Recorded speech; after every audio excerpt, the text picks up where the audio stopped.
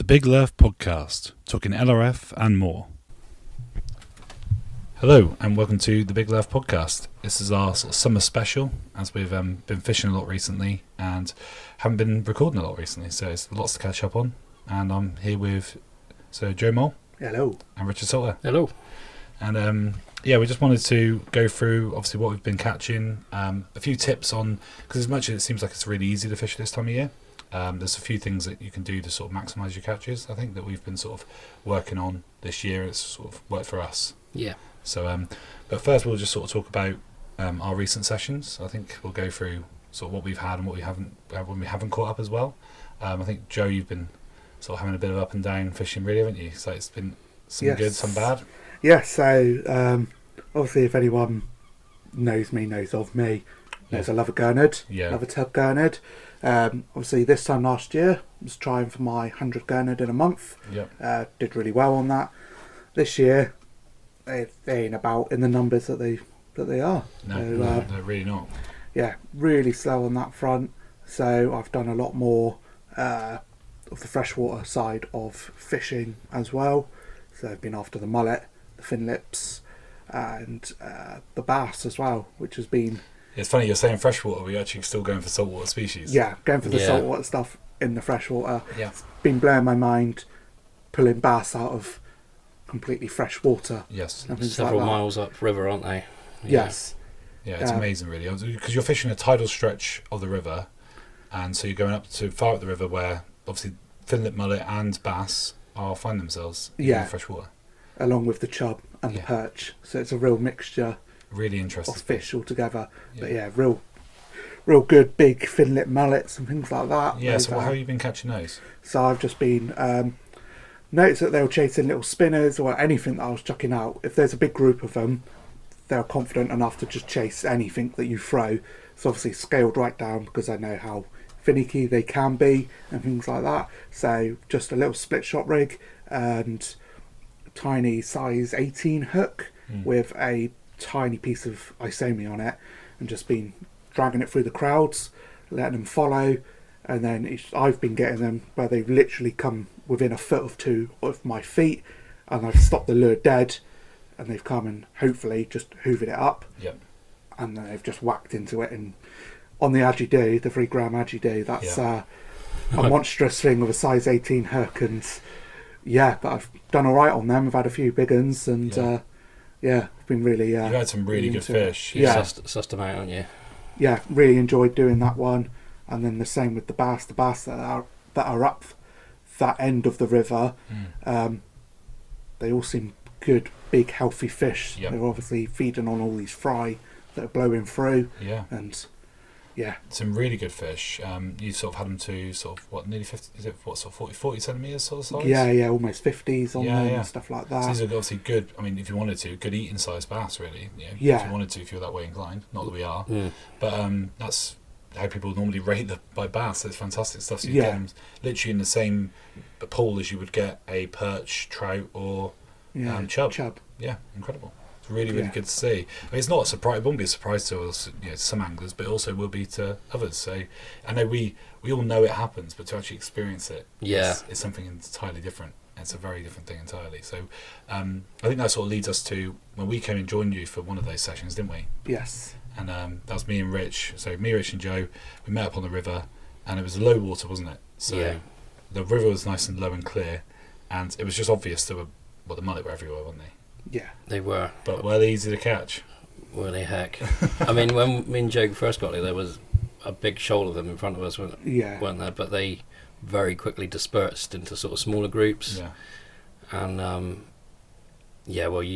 when you arrived, that's how it was. Yeah. And lots of follows, a few little plucks, and I think Joe obviously still had the best luck with it all, didn't he? Really, you hooked a couple. Yeah, you had one on the Mackie jig, wasn't it? Yeah, it's a Magecraft Mackie jig, which is 3 grams, is it? Yeah, and it's got a little blade on the end that span and it's definitely the blade for a little while. And spat it. Yeah, jumped out the water, spat the hook out, and incredible. But still cool. That's it. It definitely seems obviously the traditional way to catch a finlip is to use a spinner with a trailing hook with some ragworm on. That tends to be the way that everybody seems to go for finlips, and it works a treat. And good on you if you're doing that kind of fishing. But we obviously want to try and do it whilst using artificials. Yeah. So we were really persevering with, isom, gulp, everything we could sort of find, scented, unscented. Anything that trailed. We were presenting it in every way we could think of. Yes. Split shots, going big, going small. Yeah. Putting little blades onto our lures just to see if that could help. Yeah. And it was very frustrating. Great to see, loved it, but it was it's something I definitely want to try again. Perhaps just with a spinner. To be mullet just do enough, don't they, to keep you there? They just sort of they chase, they follow. That's it. They give you enough, don't they? Yeah. They're teasers. We just need that bigger shoal, and they're confident. You need them to that compete. Competition. Yeah. Because the ones I've hit, there's been like 40, 50 of them all sat in shoals together, and they ain't scared to all come in and bully you. Then. Yes. No. And the fight is incredible, isn't it? Oh yeah, they're steam trains. They just go. So. Yeah, I mean, I've never had a fin lip on a lure, but I've had them on the baited spinner, and the fight is fantastic. The thick lips are amazing as well, and they're just a great fish, aren't they? I think everyone associates with summer, and they're a good one to sort of talk about in the summer sort of specials. We're talking on here. Yeah, they're very visible, aren't they, at the moment? Yeah. And I think it's they're definitely one that, and that's not just fin lips, thick lips as well. They can all definitely will take artificials. You just got to get them in the right mood, and present your lure correctly. It needs to be very ultra light, very very slow descend of the of the lure, just to make so it looks really natural. Yeah. And that's the way it will go. But well worth looking into. But that sort of led us into, we pushed up the river a bit more because we were pushed up by some cows. Yeah, we got that was a new experience. We don't really get that on the coast, do we? No. So we were pushed out by some very friendly cows who were a little bit over friendly. Just want to get close to us, didn't they? They did, yeah. Wasn't overly comfortable with a half a ton animal trying to come at you like that. So we sort of followed the cows seemed to follow us as wherever we went. Went further up the river. I had a reasonable sized chub on one of the Magecraft nano rubbers, which I knew a chub would like, because it just looks a bit like something big and tasty, I think. And they're so greedy, chub. Just a big bug in that for them. That's it, exactly.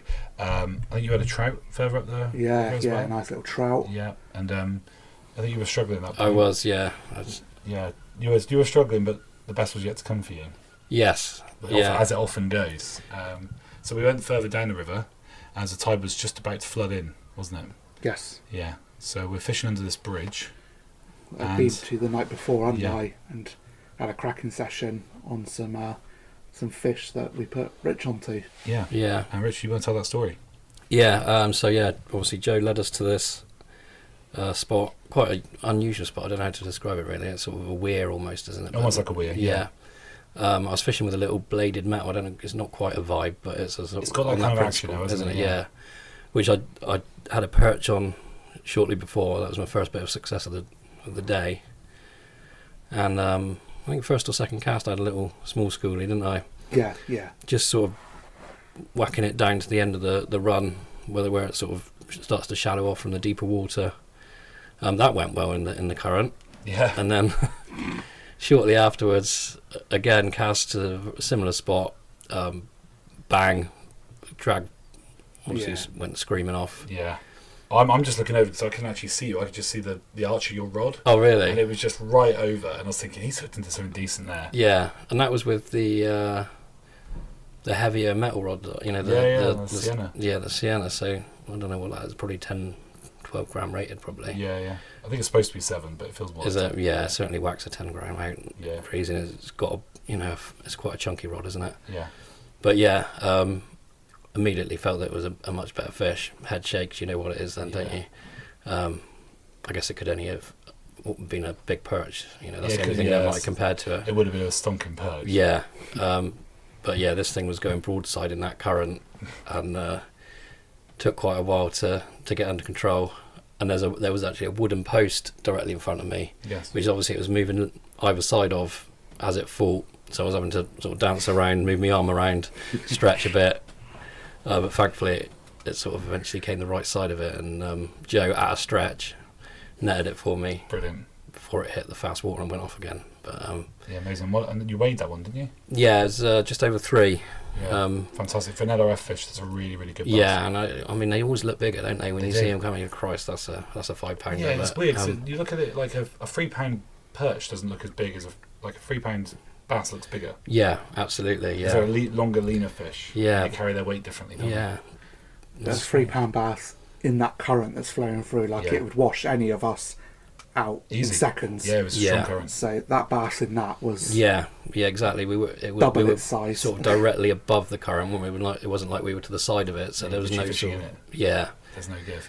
So well done for getting that in, because it's not an easy fish to land. Thank you. Yeah, I was pleased with that one. Yeah, I was really pleased, and it was lovely fish. So that was sort of finished our session on that one. So yeah, that was good. And sort of before that, I mean, me and Rich had a nice session on one of the rivers up near your way, really, because I mean we went up to Portishead in the hope of some sort of grey gurnard or some gobies and things like that up there. And it was a complete tough little session. That was. We very quickly aborted that, didn't we? Yeah, I was looking at that. I was like, that's because I think I'd booked the day off work, literally, especially to go fishing. Yeah.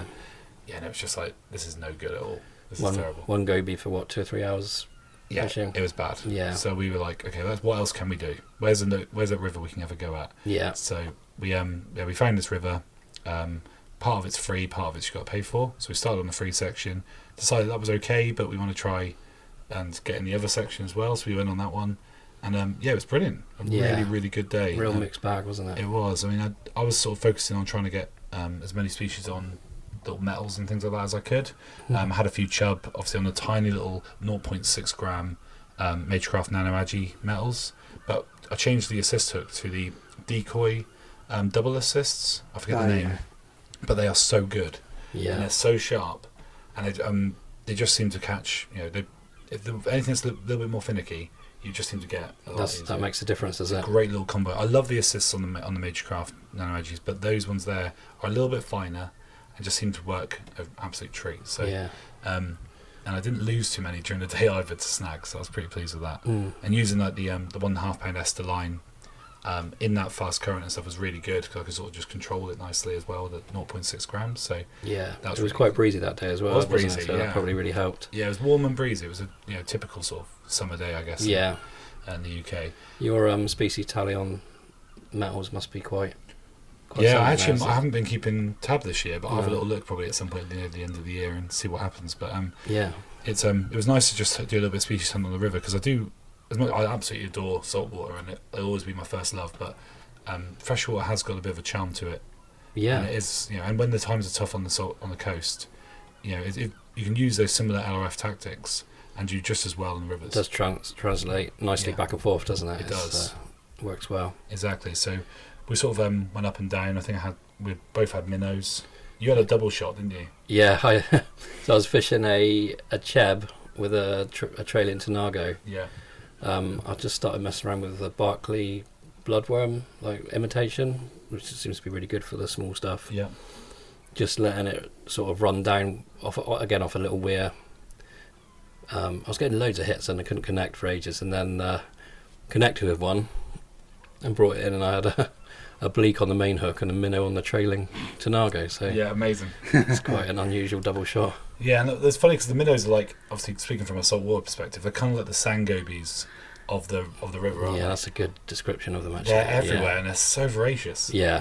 And I was using these tiny little. I remember years ago I bought this pack of I asked someone online what are the smallest paddle tails they do, I think, and then this chap posted and said, "I got these off AliExpress, and they're literally like, I don't know, 3 or 4 mil. So tiny. They're tiny. They're so small. They're probably bigger than that, but they are half a centimetre, something like that, and they don't really paddle, but they have got like a nice little profile, and you can put them on like a size 18, 20, and just put it through, and they look like a little maggot or something like that. And I cleaned up on that. That was really, really good. Bleak, dace, minnow, they had a little chub on it as well. Yeah. And then obviously I was switching over between that and the metals, just going back and forth. It was it's really, really good fun. I'd recommend that completely. Yeah. Really good. I think the best. Well, I had one fish that was a bit bigger. Went past one of the pools had a group of big chub in it, and I thought, I don't know, a bit risky with my Ester line, 1.5 pounds. But I thought I can't say no to that. I've got to try. So Richard went on for a little bit further, and I put on they was using like a 0.6 gram jig head with a little spider, Kotek little spider, and I just cast out and immediately got hit. It wasn't one of the really big ones, thankfully. It was because there was about 4 pounders in that pool. Wow. But the one I caught was probably about a pound or so. But he gave me the right run around. Literally going into every single bit of snag he could. They're dirty, aren't they? They are dirty fighters. Like the wrasse of the freshwater world. They are, yeah. But they're really voracious as well, and they're just a really good fun. I can see why people love targeting them. Yeah. And they were. If you can sneak up on them, they're not hard to catch. They will take most quite things. Instinctive, aren't they? They go to the plot, don't they? They're quite sort of they famously known for taking stuff off the surface. They were just, as soon as it hits the water, they're just straight on it. Yeah. And so I had that and managed to land it, so I was really pleased with that. And then we went further up the river, didn't we? Yeah. Up to a nice weir. Yeah. That was probably the one, just a lovely place to fish. It was. We had a lovely little hour or so there, didn't we? Did. I sort of, I started with the little micrometals, did well on that. I got my first roach on a micrometal. Yeah, I was straight into that, weren't we, as well? And we didn't actually see any other roach that session. No, it was really strange. I was sort of more expecting a rudd maybe. Yeah. A roach was on a micrometal was really lovely. Cool. Decent sized one as well, really, wasn't it? Yeah, I was really, really happy with that. That was right in the flow as well. Yeah. But he just took it, lovely. And I had a little trout there as well, which is a nice boost for the total. Yeah. And we were catching sort of... perch. Yeah, perch there as well. And then we went round to... the other side where the water came through a bit more current. Yeah, a bit more depth there, wasn't there? Yeah, and we know there's grayling in the river, don't we? So we thought we've got to try for a grayling. Yeah. And I was still trying the metal. You were used back to the bloodworm. Yes, little split shot rig. Yeah, and just in the current. Yeah, just sort of almost trolling it down the side of it because the current was so fast. If you dropped straight into it, it was just sailing off, out of reach almost. But just letting it trot down the sort of slightly slacker side of it. It was initially a lot of bleak hitting it, lots of missed hits. I think I caught 1 or 2. But then, found a grayling. Found a grayling, it was really nice. It was lovely when it came up. We were so excited to see it. This lovely little silver fish. Yeah, I mean, you having much better eyesight than me. Called it quite a bit earlier, and I was like, oh, yeah, go quite excited. Exciting. Yeah. I think we got the net out and everything for it. It didn't require a net, but it just wanted to make sure it didn't get away. Didn't want to take any chances with them, do you? Yeah, so got that one up, and it was lovely, little female grayling, wasn't it? Yeah, beautiful little fish. Yeah, they're really beautiful fish, and they are quite keen to take lures. Again, another one that some of the guys who are probably more higher quality grayling fishing on their doorstep, who maybe live in a bit more inland, they catch them on loads of cool little lures. Yeah, so there's one guy in particular sort of uses very small tungsten beads and a lot of white sort of Tanta type lures, if you know what I mean. And gets some lovely grayling. Yeah, really lots nice. of little bug imitations. Things like that, and they, because they do catch them on fly, obviously, and they can be taken on that. So it's a shame obviously the Upper Tamar really is river is full of them, but it's all fly only. Yeah, it's a shame we can't do it on the ultralight. Access it, can we? It's a real shame, but they're a lovely fish. I hooked one, had it up to the thing, got panicked for some reason, decided that I wanted to wait for the net, and then obviously by the time I got it just came off. So. Yeah. I was only bitter for a while. It was fine. So that was we finished off on the canal, which was absolutely rubbish. Oh yeah, I mean perfect conditions, wasn't it? Beautiful. Yeah. Sun was setting, bugs everywhere. There was fish rising constantly. It was full of. It must have been bleak, I guess, like dappling the surface. I had loads of bleak. Yeah. The whole length of it, wasn't it? But then that was probably why we struggled because there was no shortage of. No, so there were a few big splashes. Obviously, predators were definitely having to go at them. And I got bit off by a pike. Big. Obviously, I was using very light line, just going very small lures, and obviously a pike decided to have a go at me and took it. So typical. But that was good fun. So we decided just to leave it because it was really nice. It was the sun was setting with deer in the field opposite to us. Yeah, maybugs bombing about all over the shop. Yeah, it was a beautiful place. So again, just felt really summery. It was, yeah. And we have been lucky with the weather recently because I think the next day was horrendous. Yeah, we picked that one right. Yeah, so that was good. But then we obviously a lot of it talking about we're saying here. Obviously, the river was during the day, but a lot of our stuff have been evening sessions. And before we get into why that's good, there was one evening session I think was really good for us because we went down to Cornwall and I took you to a mark which was you guys were not happy really with it. Could push our I don't know what you want to call it, but I was basically crapping myself all the way down. It was what didn't help was there'd been like a smattering of rain. Yeah, and it made the rocks incredibly slippery. Anyone who knows the north coast of Cornwall knows that the granite out there is like an ice rink if you go on it when it's wet. Yeah. My hope was the rain was gonna hold off, and it just didn't. It didn't. There's very little room for error there. Was either Yeah. it was steep for either side. Yeah, I don't know where you'd have gone if you started slipping. No, we'd have to probably jump into the water probably, but yeah, it wouldn't be good. No. So we were very careful getting down, and we got down to it, and it was quite good fun. We got some launce, some Corbin's sand eel. Yeah. So that's a bit of an interesting one because I wasn't familiar. I'm definitely not an expert on sand eel, but the Corbin sand eel is a really interesting one, isn't it? Yeah. So they're quite big. Yeah, they can be. Yeah. Yeah, the one. Me and you had a couple of really. I'm speaking to Joey, obviously, but yeah. Yeah, nice, good sized. It's like garfish sized things, aren't they? Yeah. I only queried it because mine was obviously smaller. Yes. And I obviously want to have a check if it was a small launce or a lesser sand eel. Yeah. And obviously I checked my own ID book, which mentioned like the black mark on the chin. Yes. Obviously, a launch would have a black spot on the cheek. Yes. And I looked at your guys' photos, and that was lacking. Yeah. So, and then threw the question out on the ID group. Yeah. It was a pretty comprehensive yes to Corbin's, wasn't it? Yeah. So I mean, obviously, clearly these fish are much more common than we think they are. Yeah. Because we were catching lots of them, and there was loads about. Yeah. The birds were working them. There was, they were hunting the smaller sand eel. So yeah, we were trying to catch sort of like turbot or other sort of specialities for the North Coast on clean ground, but it was very difficult. It was. And so we said, let's just go back up this ridiculous cliff, and and then go somewhere else. And we so we did that, and the spot we headed to was a place we obviously go to plenty of times, which is a lovely little harbour, which is facing out to the west, and the easterly wind I've been blowing all day was going right over the top of us, wasn't it? It was lovely, wasn't it? Yeah, Very calm. Very, very calm. We had spent the most of the day going off to a rock mark to. I've just forgot that actually. We did actually go during the day to the rock pools, didn't we? We did. Where did we go? Yeah, just on North Coast. It was. Oh yes, we did. Yeah. North Coast. We were trying to get some. Got some little going for Montagues and things like that. I got a tiny little Montagues. Yeah. I completely forgot. Yeah. Yeah, I completely forgot that. It's we had some fun with some smelt there, didn't we? Had a little smelt fest. Yeah. It was quite a unique little spot, wasn't it? The way we were fishing for them. Yeah. And sort of how they'd come in. Yeah, there was a lot of smelt there, and they were just taking everything. I had a nice shore rockling from underneath a boulder, so I was pretty happy with that.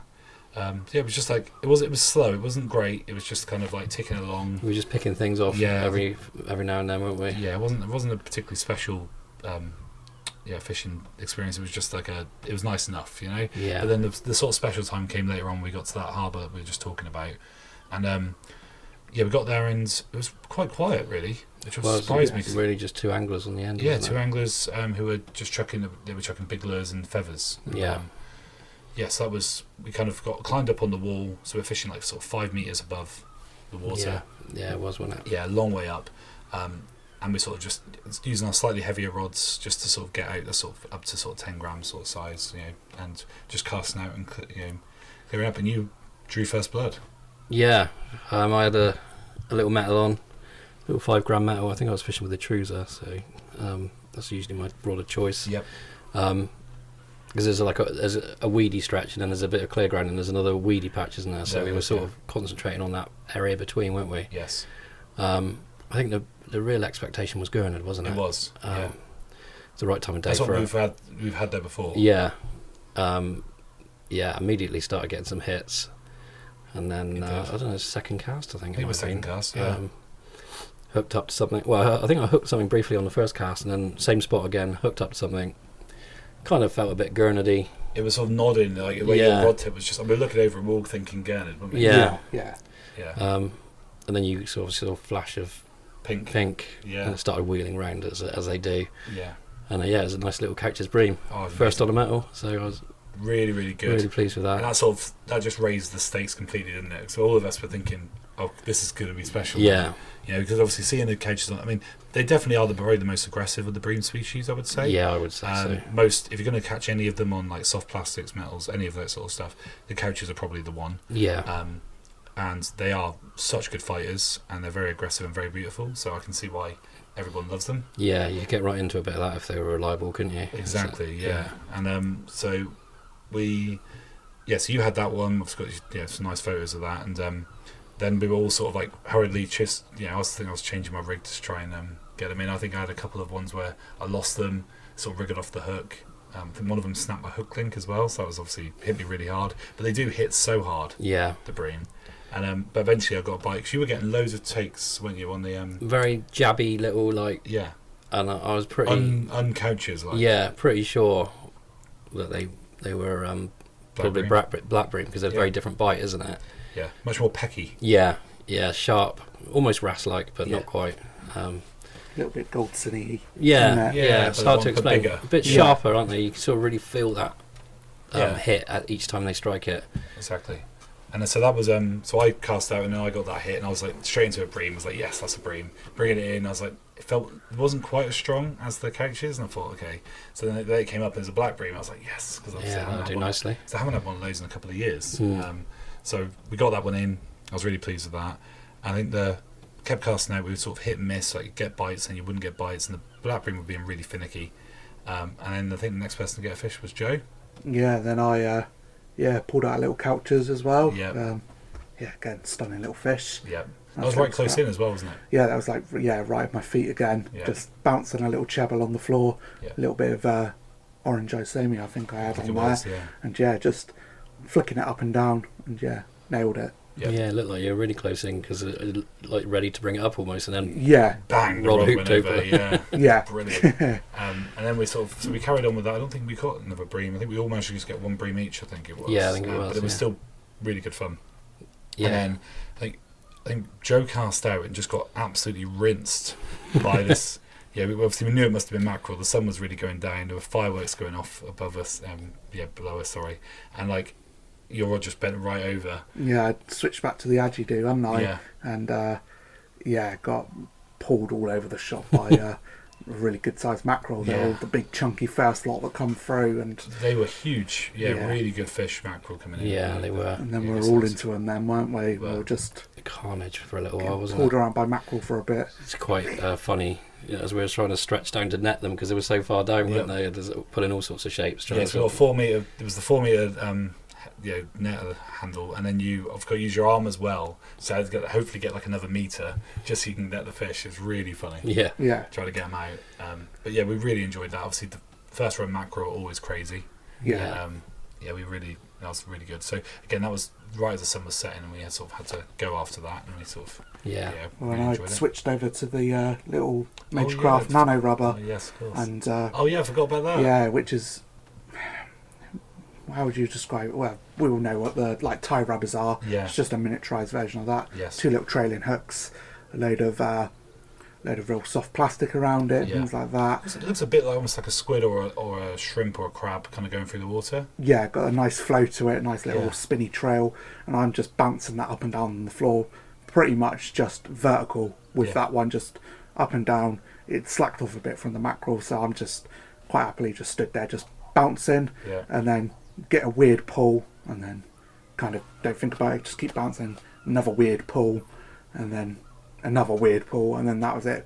Like struck into it and pulled up, and it was a little squid attached to the end of it. Well, it wasn't like a really little squid. It was kind of like, it was not bad size really for the. It was an all right one. I mean, lovely looking fish. Obviously, whatever they're called.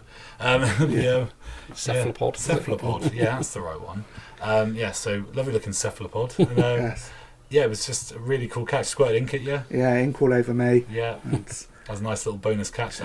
Second squid I've only ever had. First one I had was literally a few centimetres long. Yeah. So this one was a bit more substantial of a squid. Yes. This one, and that was cool. Lovely. Cool to catch it on that lure as well. Very cool. Yeah. I mean, I think you had a bass as well, didn't you? Oh yeah, and then just at the end, we'd gone to the inner side of the wall, and again was throwing around some orange osami on a chub, and then got whacked. Thought it was a mackerel, but then start getting those shakes. Yeah. And Schoolie bass. Yeah, fat, wasn't it? Really fat. It must have been feeding so hard on those sand eel. Yeah, there was sand eel everywhere, wasn't it? The water was moving with them. Yeah. And, no wonder it was alive with fish in there. So yeah, it's just that sort of evening session just going really, really well. And so I've been down there since with Morris, and we had a similar situation where it was bream and mackerel and bass. It was just lovely. Been lovely, and I think you can find that in a lot of places, especially on the sort of south coast, when in the evening. And we were sort of talking about why people tend to struggle on clean ground over during the day, but it comes alive at night. Yeah. And sort of, my theory on it, and I think it makes perfect sense, is, if you think about it, over clean ground, a fish is very vulnerable. Even like a big fish, even though it's, something like a bass, is vulnerable because something like a seal or a big bird, gannet, something like that, could theoretically take it quite easily. It's got nowhere to go. Very visible. Very visible, yeah. I can see it Exactly. miles off, aren't they? Yeah, the gurnard, etc. Just they are really vivid on that sand, and so during the day they're not going to go into those shallows, are they? No. Very unlikely unless they can move in and out quickly. Maybe on a big tide, something like that. Yeah. Yeah, they're not really going to do that, and I think that's why a lot of people do struggle during the day on this sort of clean ground, because there's just no point in fishing it really. Your best bet is to go either early morning or later in the evening. Yeah. Because in that darkness, that's when they've got the advantage. Yeah. And you don't really see seals, cormorants, gannets, and stuff hunting at night. No, and that reduced light obviously makes it harder for them to see anyway, doesn't it? Yeah. So they've got a lot more of an advantage. Obviously, a lot of these fish got big eyes. They're sort of attuned to hunting in low light, and they're a lot more active. I mean, we've had sessions with down obviously at Dawlish and stuff where with yourself as the light starts to go, it just comes alive. Yeah, it's a different mark, isn't it? And you see so many anglers on holiday and things like that in the campsites. They all hit it during the day because you associate the two. You associate a good sunny day with going out fishing and things like that, and they never catch. No. They never get anything in. No. And again, it's just down to you don't want to be a single fish in the middle of the sea. No. Being all shiny and tasty to every bit of passing bigger predatory wildlife that comes by, that's going to come and eat you. Exactly. And I think it's definitely one of it's got to be one of the reasons why it is like that. And even what we assume with the mackerel, everyone associates mackerel with the daytime, and that is true. When they're in big numbers, they will come in during the middle of the day and cause absolute chaos. But they're in huge numbers at that point. But it's more the evenings. You tend to see the mackerel will come inshore. It's kind of like a chain reaction, isn't it? Your white bait or your bait fish are going to be doing the same thing. Yes. And as they move, everything follows, doesn't it? Basically. And, But you'll quite often see like all the sort of bait fish, sand eel, little herring, and things like that, right up in the shallows. As the evening goes, and then as soon as the tide comes in, it pushes them out, and they've got nowhere to go. Yeah. And the bait fish the prey fish come in. Yeah. Predator fish, sorry, and then they're taking all of those as well, and it's sort of chain, as you say, that chain reaction of bigger fish, and as as lure anglers, we can take advantage of that. Yes, absolutely. And I do think that lure fishing at night has a real advantage over that, because you can search the water. You can use glow in the dark lures. You can use really flashy things with scented lures and stuff. Scented lures. Yeah, there's so much out there you can use to make sure that you get the most of that. So, but best recommendation we have really for the summer is just pick your times wisely. It'll be a completely different experience, can it? From a blank in the middle of the day to a bag full of fish. Last couple of hours of daylight, really, isn't it? Yeah, exactly. So it's though it's lovely to fish in the day, and obviously if the temperature's not too hot, it's a beautiful experience just for being out there. Yeah. And things like wrasse and other animals that are closer in that actually live in the rocks all the time. Your scorps, I guess wrasse is the one that goes against that argument, isn't it? But they can hide during the day, can't they? They've got cover, haven't they? Yeah, clean ground. And they're not afraid to throw themselves into a hole into the rock. And they actually go to sleep at night, don't they? They behave a bit different to your average predator, or Yeah. So probably focus on your wrasse fishing during the day, and then you can focus on your mackerel, pelagics, gurnard, things like that in the evenings. And then obviously the flounder as well, and any other sort of predator like that. So that's our sort of tip for that. And yes, obviously this is a really fun time of year as things start to build up for the autumn. So hopefully you can all sort of get out there and really enjoy that. Yep. Yeah. But so that's our little guide for the summer. So thank you for listening. Thank you. Cheers. The Big Lerf Podcast, talking LRF and more.